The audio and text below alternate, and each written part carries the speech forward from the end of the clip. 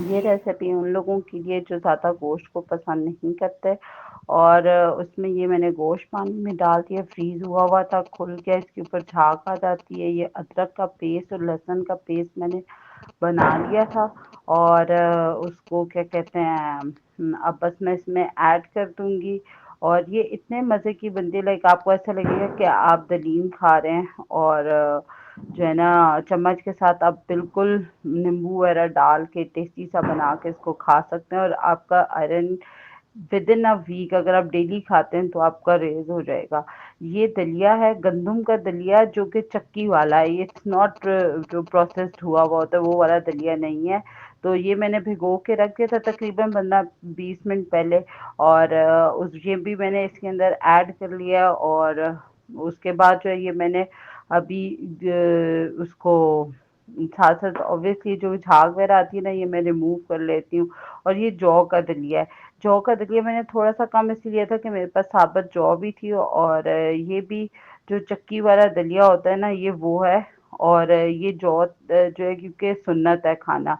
देखें, वक्त के साथ साथ सबको ही पता लग रहा होगा कि दवाइयाँ इलाज नहीं है। तो हजूर सल्लल्लाहु अलैहि वसल्लम जौ की रोटी खाते थे और इसमें ताकत है, सेहत है। तो मैंने इसको, मैं किसी न किसी तरीके से अपने बच्चों की डाइट में का इसको हिस्सा बनाती हूँ।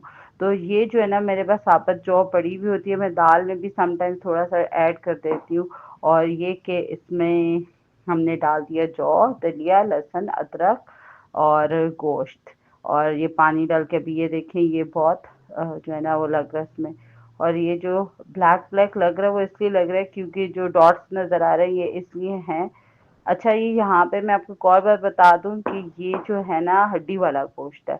और वो ब्लैक ब्लैक डॉट्स जो थे ना, वो इसलिए कि मैंने दलिया भुना हुआ होता है तो वो समटाइम्स उसमें होता है, दाना जो होता है ना वो ज़रा ज़्यादा भुन जाता है, किसी साइड से लग जाता है।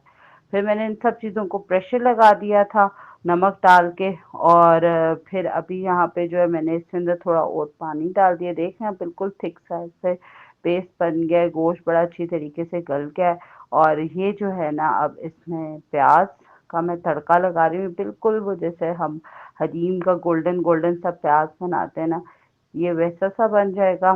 साथ उसमें मैं हरी मिर्चें ऐड करने लगी हूँ। और मैं भी एक मदर हूँ, बीइंग अ मदर ऑफ 3, और इतने सारे कामों के साथ फिर बच्चों के हेल्थ के इश्यूज उन सबको देखना, तो चीज़ें थोड़ा सा ज़रा मेसअप हो जाती हैं। ये यहाँ पे जो है ये उम्मे मरियम ऑर्गेनिक्स का सरसों का तेल है, मैंने अभी मुझे रिसीव हुआ था। अदरवाइज ये कि मैं ये तड़का इसी में लगाती। मैंने तड़के में थोड़ा देसी घी और मक्खन डाला है। और ज़ीरा डाला है, हरी मिर्चें डाल दी हैं। और काली मिर्चें जो है ना, ये घर की कुटी हुई फ्रेश हैं। ये मैं उसके अंदर डाल दूंगी दलिये में। और तड़के में जो है ना, ये मैंने हल्दी डाली है, बिकॉज हल्दी जो है ना वो उसके अंदर एंटीबायोटिक्स होते हैं। ये यहाँ पे मैंने काली मिर्चें इसके अंदर ऐड कर दी थी।